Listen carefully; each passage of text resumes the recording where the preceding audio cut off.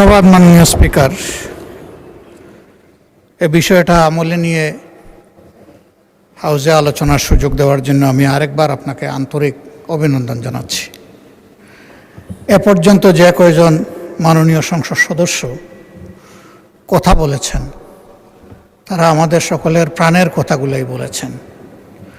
এই জন্য আমি তাদের সকলকে আন্তরিকভাবে ধন্যবাদ জানাচ্ছি।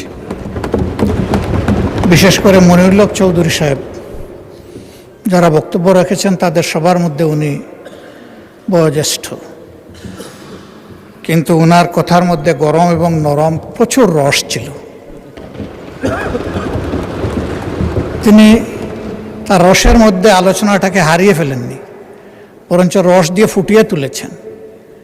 এটা তার আর্ট, এই জন্য তাকে বিশেষভাবে আমি ধন্যবাদ জানাচ্ছি।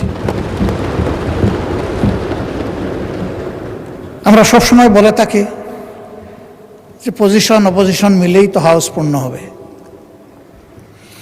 আর এই হাউসের প্রতি সারা দেশবাসীর প্রত্যাশা।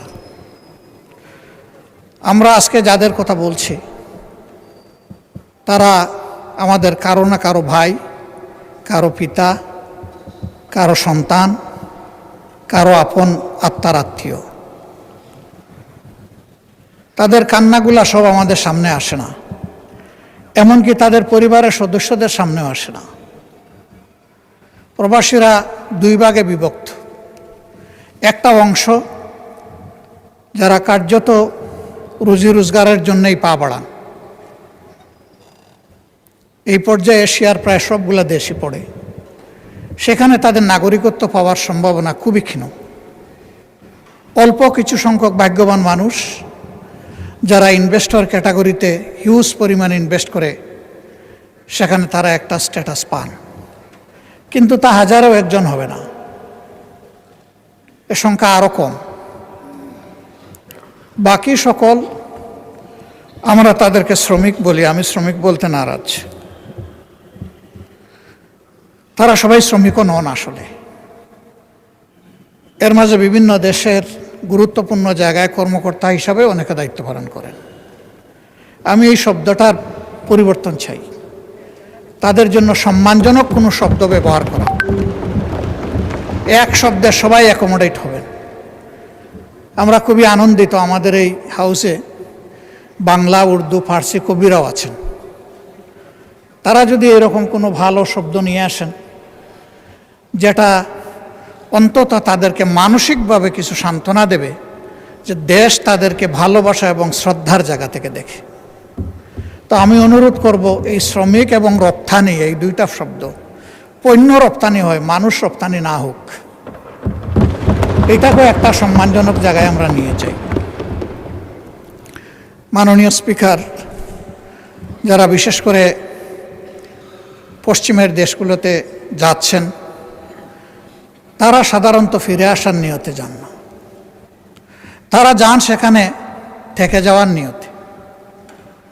এর মধ্যে দুইটা ক্লাস, একটা স্রেফ ভাগ্য অন্বেষণে, আর একটা তারা জ্ঞানের অন্বেষণে। জ্ঞানের অন্বেষণে কারা যায়?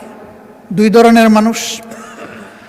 যাদের ফিনান্সিয়াল এবিলিটি আছে পিতামাতার, তাদের সন্তানরা যায় নিজ দায়িত্বে নিজ খরচে। আর যাদেরকে আল্লাহ তাআলা চমৎকার মেধা দিয়েছেন, মা বাপ গরিব, তারা যায় ফুলব্রাইট বা কোনো ধরনের স্কলারশিপ নিয়ে। এই দুই শ্রেণী আমাদের অ্যাসেট। তারা সেখানে শিক্ষা নেওয়ার পরে ওই সংশ্লিষ্ট দেশগুলোতে সার্ভিস দিচ্ছেন। ইতিমধ্যে শুনেছেন বিমানে যে ওয়াইফাই সংযুক্ত হয়েছে এর মেইন কারিগর ব্যক্তিটি কিন্তু বাংলাদেশের। তার টিমে 13 জন ছিল, সেই লিড করেছে টিমকে। 4G থেকে 5Gতে নেওয়ার ফার্স্ট স্টেপটা যিনি নিয়েছেন তিনিও একজন বাংলাদেশি। অবশ্য এখন তিনি বাংলাদেশের একটা বিশেষ জায়গায় সার্ভিস দিচ্ছেন। এই ধরনের মণিমুক্তাগুলো দেশ থেকে চলে গেল, আমরা দেশকে সাজাবো কি দিয়ে? এই জন্য আমি ফিল করি আমাদের ফিনান্সিয়াল রিমিটেন্স তো অবশ্যই লাগবে দেশের অর্থনীতির চাকা চালু রাখার জন্য, কিন্তু তার চাইতে কম ইম্পর্টেন্স নয়, আমাদের এখন প্রয়োজন ইন্টেলেকচুয়াল রিমিটেন্স। দুনিয়ার বিভিন্ন উদীয়মান শক্তি এবং দেশ তাদের তরুণ যুবক যুবতীদেরকে ইনসেন্টিভাইজ করেছে, তাদেরকে মূল্যায়ন করেছে, সসম্মানে তাদেরকে দেশে ফিরিয়ে এনেছে। উদাহরণস্বরূপ বলতে পারি পাশের দেশ ভারত।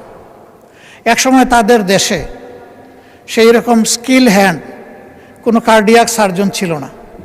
তারা দেবী শেঠিকে, তাদের মুক্তাকে তাদের দেশে ফিরিয়ে এনেছে এবং তাকে বলেছে তুমি কি চাও? সে বলেছে আমি টাকা পয়সা চাই না, আমি একটু সম্মান চাই, আর আমার কাজের জন্য আমি একটা কমফোর্ট জোন চাই। বিদেশে যাদের সাথে কথা হয়েছে আমাদের সেই মণিমুক্তাগুলো একই কথা বলে যে আমরা একটু সম্মান চাই এবং একটা কমফোর্ট জোন চাই, যাতে কোনো ধরনের অযাচিত হস্তক্ষেপ ছাড়া আমি আমার মেধার স্ফুরণ এবং বিকাশ ঘটাতে পারি। আমি মাননীয় প্রধানমন্ত্রী থাকলে খুবই প্রীত হতাম, ভালো লাগতো কথাগুলো সরাসরি তিনি শুনতেন। নিশ্চয়ই কেউ না কেউ তাকে এগুলা কনভে করবেন বলে আমি আশা করি। আমি অনুরোধ করব যে তিনি এই বিষয়টার প্রতি অবশ্যই গুরুত্ব দেবেন। আমাদের ফিনান্সিয়াল রিমিটেন্সের পাশাপাশি তিনি যেন ইন্টেলেকচুয়াল রিমিটেন্সটাকে গুরুত্ব দেন। তাহলে সমাজের বহু জায়গায় আমরা নূতনত্ব খুঁজে পাব এবং তাদের মেধা এই জাতিকে সকলের সাথে একত্রিত হয়ে সামনে এগিয়ে নেবে। আমি এটা বলছি না যে তারা না হলে আমাদের দেশ চলবে না, তবে আমি এটা জোর দিয়েই বলছি তারা হলে এই দেশটা আরও ভালো চলবে। তো আরও যেখানে ভালো চলবে সেখানে আমরা কেন তাদেরকে উপেক্ষা করব? এই লোকদের আরও কিছু বঞ্চনা আছে। তারা সাধারণত মারা গেলে এদেশে এখন আর ফিরে আসে না। এক সময় 2 দিন, 5 দিন, 7 দিন, 13 দিন, 15 দিন পরে তাদের লাশ ফেরত আসত। এখন সবাই বুঝেছে যে এই কাজটা সঠিক নয়, বরঞ্চ তাদের ফ্যামিলি নিয়ে যে দেশে তারা থাকেন এখন তারা চেষ্টা করেন লাশটা যেন ওখানেই দাফন হয়েছে। তাদের এখানে আমাদের কাছে এইরকম কোনো চাহিদা নেই যে আমাদের লাশটা বিদেশে নিয়ে যান। কিন্তু তারা জীবন্ত যখন আসেন তখন লাশের চাইতে খারাপ পরিণতি কোনো কোনো ক্ষেত্রে তাদেরকে ভোগ করতে হয়। আমরা তাদের প্রতি কৃতজ্ঞতা দেখাতে পারি না। এমনকি কারো কারো আপনজন, আপন ভাই তাকে তার প্রপার্টি থেকে ডিপ্রাইভ করে, বিভিন্ন ধরনের আইনের জটিলতায় ফেলে দেয়, মিথ্যা মামলা দিয়ে হয়রানি করে। আর পাশের বাড়ির লোকেরা তো আছে, সেখানে যদি পরিচিত আগে থেকেই বিরাজমান কোনো শত্রুতা থাকে সেটা আবার আগুনের মধ্যে ঘিল ঢেলে দেয়। এই সমস্ত জটিলতায় তারা যখন পড়ে আইনের আশ্রয় নেন, তখন যেখানে গিয়ে তারা সাশ্রয়টা চান, শান্তিটা খুঁজে পেতে চান, ওখানে গিয়ে আরেক দফা তারা হয়রানির মুখোমুখি হন। ওখানে যাওয়া মাত্রই তাদের কাছে বিরাট অঙ্কের একটা কিছু চেয়ে বসা হয়, কারণ মনে করে এই লোকগুলা টাকার মেশিন, চাইলেই পাওয়া যাবে। আমি চাইব না কেন? যদি কেউ টাকা দিতে পারলো তো হয়তো তার কিছু কাজ হলো, যদি দিতে পারলো না তাহলে চোখের পানি মুছে মুছে আবার দেশ থেকে তাকে বিদায় নিতে হলো। তাদের এই কান্নাগুলো আছে। জমি ট্রান্সফারের ব্যাপারে কিছু জটিলতা নতুন করে তৈরি করে গেছে প্রিভিয়াস ফেসিবাদী সরকার। আমি বর্তমান সরকারকে বিনয়ের সাথে অনুরোধ করব, সেই বিষয়গুলো দেখা দরকার, কগনিজেন্সে নেওয়া দরকার। মাননীয় আইনমন্ত্রী আছেন, যেখানে যেটুকু এটাকে ডিফিউজ করা যায়, ইজি করা যায়, রিলিজ করা যায়, সেটা অবশ্যই করা উচিত। কারণ আমরা তাদেরকে বাদ দিয়ে আমরা নই, তাদের সহই তো আমরা। আর এশিয়াতে যারা আছেন তাদের কান্নাটা অন্যরকম। তাদের ব্যাপারে অনেকেই কথা বলে গেছেন, আমি কথাগুলো রিপিট করব না, যেহেতু তারা অলরেডি বলে ফেলেছে। তারা কাঁদে কিন্তু আপনজনকে চোখের পানি দেখায় না, চোখের পানি লুকিয়ে কাঁদে। ভিডিও কলে কথা বলে আর্টিফিশিয়াল হাসি দেয়। অনেকের সাথে এরকম কথা হয়েছে। আমি জিজ্ঞেস করি, তোমাদের এই বুবা কান্নার খবর কি তোমাদের আপনজন জানে? কয় আস্তাগফিরুল্লাহ, এগুলা জানানো যাবে না। আমরা কষ্টে আছি, ওদেরকে কষ্টে ফেলতে চাই না। ওরা বুঝুক যে আমরা ভালো আছি, তাহলে আমাদের কষ্ট আমরা কিছুটা ভুলে থাকতে পারবো। এখানেও কাঁদবো, ওখানেও কাঁদবে, এ তো হয় না। এরা কত মহৎ, নিজের কান্না বুকে চেপে আপনজনকে ভালো রাখে, দেশকে ভালো রাখে। এই লোকগুলোকে আমরা কি আসলে আপনজন হিসেবে নিতে পেরেছি? আমি দেখি না, কষ্ট লাগে। আমরা কি একটু তাদেরকে আপনজনের চাদর দিয়ে জড়াই ধরতে পারি না? মাননীয় স্পিকার, কেউ মরার জন্য বিদেশে যায় না। আমাদের এই ভাই এবং বোনেরা যায়, 2টা পয়সা রুজি করে পরিবারকে দিবে, দেশকে সাপোর্ট করবে, তারপরে দেশে চলে আসবে। কিন্তু আল্লাহ তাআলা কার মৌতের ফয়সালা কোথায় করে রেখেছেন আমরা কেউ জানি না। তারা যখন কেউ মারা যায় তখন তাদের লাশটা নিয়ে টানাটানি হয়।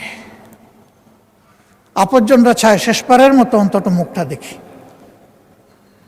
এ লাশ আসবে কিভাবে? সে তো রক্ত পানি করা, ঘাম জড়ানো, যা রুজি করেছিল সবটাই পাঠিয়ে দিয়েছে। আমিও তাদের 2-1টা মেসে যাওয়ার সুযোগ নিয়েছি ইচ্ছা করে। চিন্তা করা যায় না সেই লোকগুলো এখানে থাকে কিভাবে, খায় কি, ঘুমায় কিভাবে। জনাব বরকতুল্লাহ বুলু সাহেব বলেছেন যে অতি নিম্ন ওয়েজে তারা সেখানে চাকরি করে, এদিকে পুষায় না। তারা আজিদের দিকে চেয়ে থাকে কেউ তাদেরকে একটু স্নেহ আদর করবে কিনা। কেন? এটি কেন হবে? অন্য দেশের লোকেরা তো এরকম হয় না। এইখানে ওই সিন্ডিকেট চক্র শুরু থেকে শেষ সব জায়গায় গাঁটে গাঁটে গাপটি মেরে বসে আছে। এই লোকগুলার রক্ত বিক্রি করে ওরা ওদের সাথে উপহাস করে, ওদের বিজনেস করে। এই সব জায়গা অবশ্যই চিহ্নিত করতে হবে এবং এদেরকে আইনের আওতায় এনে 10 জনকেও যদি শাস্তি দেওয়া হয়, আমি বিশ্বাস করি ওদের সবগুলার গায়ের লোম খাড়া হয়ে যাবে। আমরা যদি সাকসেসফুলি সিনসিয়ারলি এই কাজগুলো করতে পারি, এই সরকারের ক্রেডিট যে এই দলের যিনি জন্মদাতা ছিলেন, এই দরজা, এই জানালা তিনি খুলেছিলেন। জয় সুপারের এই ফ্যানটা লিটারেলি ছোট মরিচে বেশি ঝাল। এইটুকু একটা ফ্যান পুরাই হ্যান্ডি বাট ডিউরেবল। তাদের আমলে এসে যদি আমাদের প্রবাসী ভাই বোনদের বঞ্চনা দূর হয়, তাহলে তাদের নামটি ওদের হৃদয়ে সোনার অক্ষরে লেখা হয়ে যাবে। কিন্তু অতি চমৎকার চমৎকার কথা এখানে আমরা আওড়ালাম, কাজের কাজ কিছুই হলো না। যেই তিমিরে সেই তিমিরেই থাকলো। তাহলে শুধু এই সরকার ডিসরেসপেক্টেড হবে না, আমরা সবাই ডিসরেসপেক্টেড হব। আমাদের প্রতি ওদের একটা ঘৃণাবোধ তৈরি হবে যে ওরা কথা বলে সুন্দর সুন্দর কিন্তু আমাদের জন্য কিছুই করে না। আমার বিনয়ী অনুরোধ, এই ভাই বোনগুলোকে যেন আমরা টাকার মেশিন হিসাবে না দেখি, আমরা যেন আমাদের প্রাণ হিসাবে, কলিজা হিসাবে দেখি। যদি আমরা কলিজা হিসাবে দেখতে পারি তাহলে তাদের আত্মা যেমন শান্তি পাবে, আমাদের আত্মা শান্তি পাবে। একটা বিশেষ বিষয়ে আমি দৃষ্টি আকর্ষণ করছি, বিষয়টি স্বরাষ্ট্র মন্ত্রণালয়ের সাথে সম্পর্কিত। এটি হচ্ছে ভিসা জটিলতা। অনেকে বলেছেন, আমি পার্টিকুলারলি জিজ্ঞেস করেছি তাদেরকে, তোমাদের সমস্যাগুলো কোথায়? তারা বলেছে, আমরা তো আগে করেছি কনভেনশনাল পাসপোর্ট, এরপরে করেছি আমরা এমআরপি, এখন ই পাসপোর্ট করতে গেলে এমআরপি এবং আমাদের এনআইডি এই 2টা হুবহু মিল থাকতে হবে। আমাদের অফিস ল্যাপসেসের কারণে ওই আকার একার নামের একটু ওদিক সেদিক, বয়সের একটু সামান্য তারতম্যের কারণে এখন আর ই পাসপোর্ট হচ্ছে না। ফলে আমরা কিন্তু অনেকেই এখানে ইলিগেল হয়ে গেছি অলরেডি, আর কেউ কেউ হওয়ার উপক্রম। এই সংখ্যা শত নয়, হাজার হাজার। এই প্রবলেমটা কিভাবে সর্ট আউট করে সলভ করা যায়? দুর্বলতা কিছু আমাদের অফিসিয়াল, কিছু হয়তো তাদের, কিন্তু মানুষগুলো তো আমাদের, এরা তো আমাদের অ্যাসেট। আমাদের এই অ্যাসেটগুলোকে কীভাবে আমরা এই ব্যাপারে হেল্প করতে পারি, এটা তাদের মেইন প্রবলেম। তার লিগ্যাল ইনস্ট্রুমেন্ট যদি তার হাতে না থাকে তাহলে ওই দেশে থাকবে কিভাবে? তার তো ঠিকানা হবে জেল। সে গেল পরিবার আর সমাজকে সাহায্য করার জন্য, এখন ঠিকানা যদি তার জেল হয় তাহলে তো হলো না।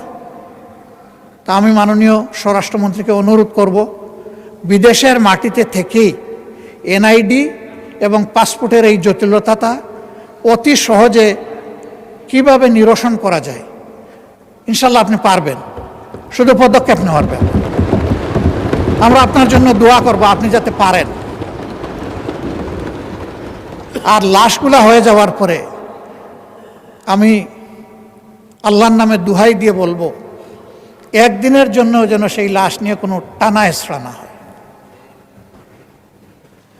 আমরা বেঁচে থাকলে, এই দেশ বেঁচে থাকলে সসম্মানে আমাদের কাঁধের উপর করে যেন সেই লাশগুলা দেশে নিয়ে আসা হয়। এরপরে দূতাবাসের ব্যাপারে যে কথাগুলো বলেছেন, আমি সবগুলোর সাথে সম্পূর্ণ একমত। কিন্তু দূতাবাস কর্মকর্তা কর্মচারীরা আমাদের ভাই বোন, আমরা তাদেরকে অপমানিত করতে চাই না। সরকারের উচিত তাদেরকে প্রপার ওরিয়েন্টেশন দেওয়া। এবং এখানে যে একটা চমৎকার প্রস্তাব এসেছে যে একটা সংসদীয় টাস্ক ফোর্স হতে পারে, দুনিয়ার ভালনারেবল যে সমস্ত কান্ট্রি যেখানে আমাদের সমস্যাগুলো বেশি, এই টাস্ক ফোর্স মাঝে মাঝে ফিজিক্যালি সেগুলো ভিজিট করবে, করে তাদের কথা নিজ কানে শুনবে। সেখানে দূতাবাসের আমাদের কর্মকর্তা কর্মচারীরাও থাকবেন। এই সব কিছু মিলে আমরা যদি একটা টোটাল প্যাকেজের দিকে যাই, তাহলে আমি রিমিটেন্স বাড়ার উদ্দেশ্যে বলছি না, আমি বলছি মানবতাকে সম্মান করার উদ্দেশ্যে আমরা এই কাজগুলো করলে আমি বিশ্বাস করি এই রিমিটেন্স দ্বিগুণ তিগুণ বেড়ে যাবে ইনশাআল্লাহ। দেশ এবং জাতি বেনিফিটেড হবে, তারা বেনিফিটেড হবে, সম্মানিত বোধ করবে। আমরা যেহেতু তাদেরকে যোদ্ধা বলছি, আমরা যেন মেহরবানি করে তাদেরকে বীরের সম্মানটুকু দিই। আমার যোদ্ধা আমার বীর, কাজেই তারা যেন বীরের সম্মান পায়। সেইটা কিভাবে পাবে, সরকার এটা ফর্মুলেট করুক। আমাদের কোনো সহযোগিতা চাইলে আমরা হোল হার্টেডলি করবো ইনশাআল্লাহ। আজকের এই আলোচনাটা আমাদের কোনো বিতর্ক ছিল না, এই আলোচনা ছিল আমাদের হৃদয়ের কিছু আকুতি। আমি বিশ্বাস করি সবাই সেই জায়গা থেকেই কথা বলেছেন। মাননীয় স্পিকার আমাকে সুযোগ দেওয়ার জন্যে এবং এই আলোচনাটা আজকের হাউজে আনার জন্য আমি বিশেষভাবে আপনাকে ধন্যবাদ জানাচ্ছি। এই আলোচনা সার্থকতা পাওক, ইতারে এটা হারিয়ে না যাক, এই জন্যে এই ব্যাপারে আপনার জায়গা থেকে আপনি বিশেষ উদ্যোগ নেবেন, এই প্রত্যাশা ব্যক্ত করে আমার কথা এখানেই শেষ করছি। আল্লাহ হাফিজ। বাংলাদেশ জিন্দাবাদ। আসসালামু আলাইকুম।